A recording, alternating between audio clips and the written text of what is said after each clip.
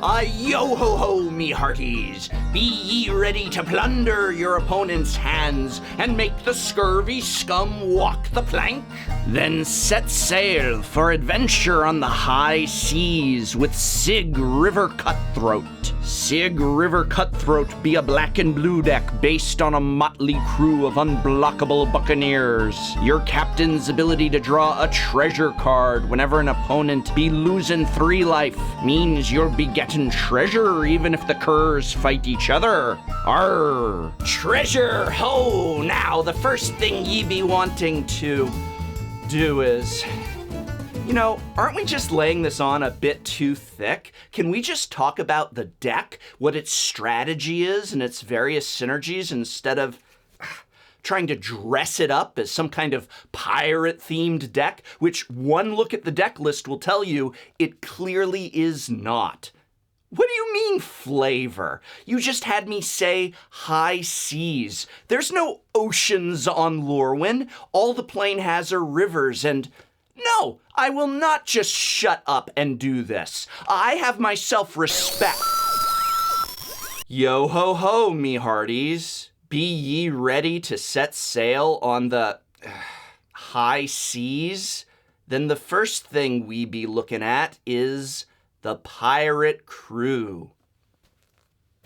A few important points about this deck. We are not building Merfolk Tribal for Sygg River Cutthroat. Sygg's ability is completely independent of tribal synergy, and so forcing a Merfolk build is not the direction we want to go in. If you would like to build a tribal Merfolk for EDH, the proper commander is Sygg River Cutthroat's doppelganger, Sygg River Guide, whose video you can view here. Second, although it is fun to think of this as a pirate deck, we are not picking any cards based on art, name, or other flavor. Cards like Pirate Ship, Pirate Charm, and Ramirez de Petro have no place in this deck. We are focusing on what the cards do, first and foremost. Sygg River Cutthroat's ability means our main goals for the deck is an aggro build where creatures have maximum evasion, unblockable being ideal, and where mana cost of these creatures is generally low due to the heavy removal we'll likely be up against. Along those lines, our crew will include Dimir Cutpurse, Shadow Mage Infiltrator, Ninja of the Deep Hours, and Thada Adel, Acquisitor. The Cutpurse, Infiltrator, and Ninja will each draw us a card. And while they don't have a base power of 3 to double dip with Sygg in play, we'll soon talk about lots of ways this deck can pump them up. Thada Adel doesn't draw a card, but she does steal an artifact from our opponent's deck and allow us to cast it for ourselves until end of turn. In Commander, most of our opponents will have decks just stuffed full of artifact treasures for us to plunder.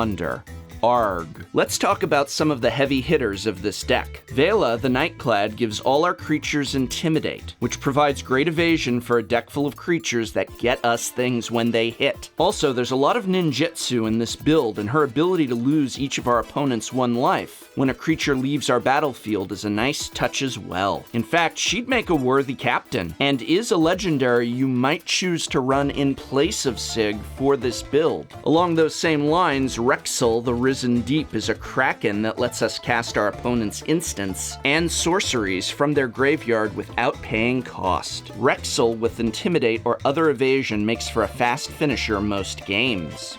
Arg, that kraken be sending 'em straight to Davy Jones's locker. Oh, come on! Davy Jones is totally out of flavor for Magic. Arg. Moving on, Thassa, God of the Sea, lets us grant evasion to any of our creatures. The favor of this god great to have on our side, even if our devotion never is high enough to make her a creature. Sakashima's Student is one of my absolute favorite cards in this deck. For only a blue and a colorless, it can ninjutsu into play as a copy of any creature on the battlefield. In Commander games, that can often be a big fatty or an amazing enter the battlefield effect, and that makes this one of our deck's all-stars. With a few exceptions, our curve is mostly low, and thus Duskmantle Seer is seldom going to do much to us in the way of damage. But best of all, each of our opponents will stand a reasonable chance to lose 3 life during each of their turns, giving us another card draw if Sygg is in play. Silent Blade Oni is costly in mana and a bit high in price, but its ability to look at our opponent's hand and cast a non-land card from it without paying its mana cost. That's right, go ahead and just cast their Planeswalker, their instant, their enchantment creature. Have your pick, so long as it dealt them damage. This demon is a must-have. Notion Thief can be double value. It keeps our opponents from drawing extra cards beyond the first each of their turns, but it's also got a power 3, and that means if it can hit, it'll draw us a card as well. I also like to run Ashling the Extinguisher. The power is enough to get us card draw with Sygg in place, like most other creatures in this deck, but also we get the added ability to destroy one of our opponent's creatures. There's a host of other creatures that we'll be including on our pirate crew, some with that ideal power of 3 or greater, and some with some amazing evasion. But first, let's look at our pirate booty to see just what equipment we are running to give creatures evasion or boosts to power. I like pirate booty, and I cannot lie. You other buccaneers testify. Oh my god. One of the best investments for this deck is a set of about 5 swords to constantly equip the creatures for added strength, protection, and benefit. However, I am not including them in the main list due to their enormous real-world prices, as well as the very, very overpowered effect this will have on the game. But if you're looking for upgrades or looking for maximum power, those cards are Sword of Body and Mind, Sword of Feast and Famine, Sword of Fire and Ice, Sword of Light and Shadow, and Sword of War and Peace. Feel free to run any of these you already have, spend the money on them if you have it, or just replace with your favorite equipment. I'm a big fan of Quietus Spike, not as cheap as I'd like, but a real pressure item. The rest of our pirate booty includes the following: Mask of Fear to give equipped creature intimidating card draw, Bident of Thassa for a Sygg-like effect that we can double dip when both are in play. Soul Ring, Dimir Signet, Talisman of Dominance, and an Expedition map are of course a wealth of mana, and finally a Whisper Silk Cloak to equip to the creature of our choice for added protection and unblockability. But plenty of our crew are unblockable on their own, most notably the grossly unfair True Name Nemesis, who just happens to have a convenient power of 3. And Latch Seeker is also a 3/1 unblockable, a perfect pairing for our captain. And while they'll want a bit of a bump to their power, Inkfathom Infiltrator, Meringue River Prowler, and Invisible Stalker are each unblockable as well. Do you see why a set of the swords is out of control in this deck? And oh man, the man land of Creeping Tar Pit is unblockable with a power of 3, and also nice to run with the artifact creature Dimir Keyrune. Jessie Thief will benefit from that Whisper Silk Cloak, or the Blessing of Thassa, and Prowess can easily bring her power up to 3. And Widwen the Biting Gale is flying, has a power of 3, and can be flashed in and then bounced out. Arg. Now let's talk loot and plunder. Our pirate ship finds these cards plunderful.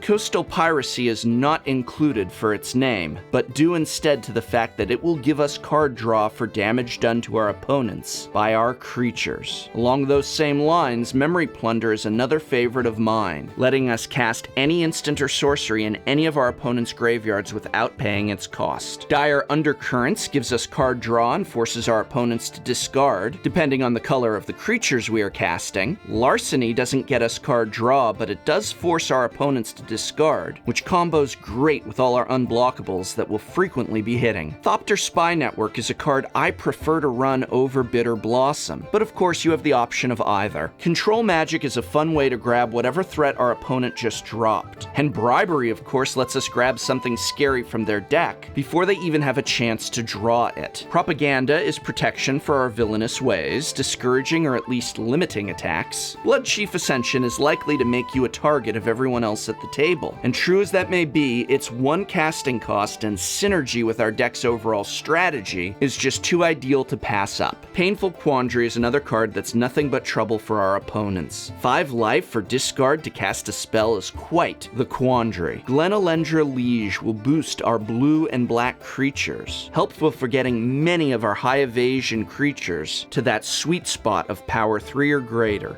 And with all this pirating, the authorities be hot on our sails, so be sure ye have counter spells and removal, matey.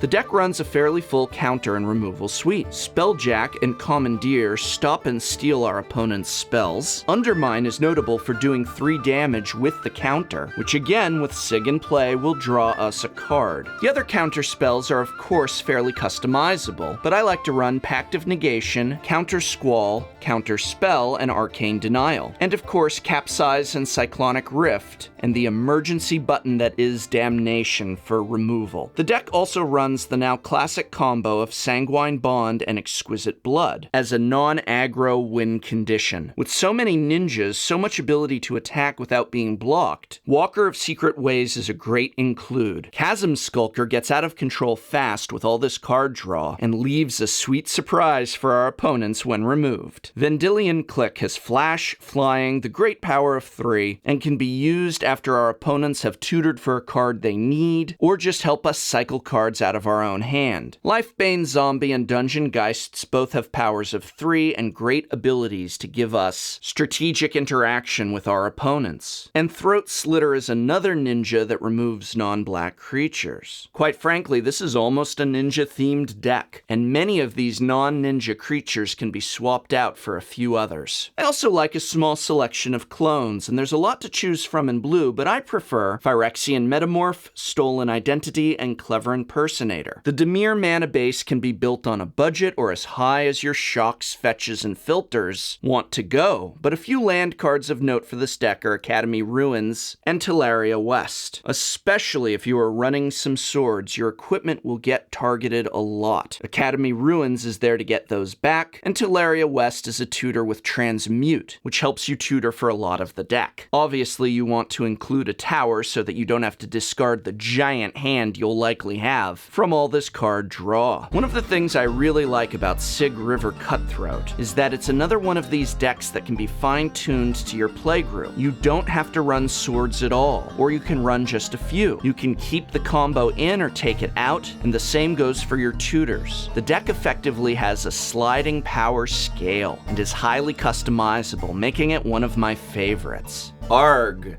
Now, that's it. I will go back to teaching at the Sylvan Library Learning Center, then do another one of these. Arg, me mateys, this video and all the videos like it were financed by the kind buccaneers over at Patreon. So if you want to see more high seas adventures, be sure to go on over to Patreon and help a matey out with a few gold doubloons.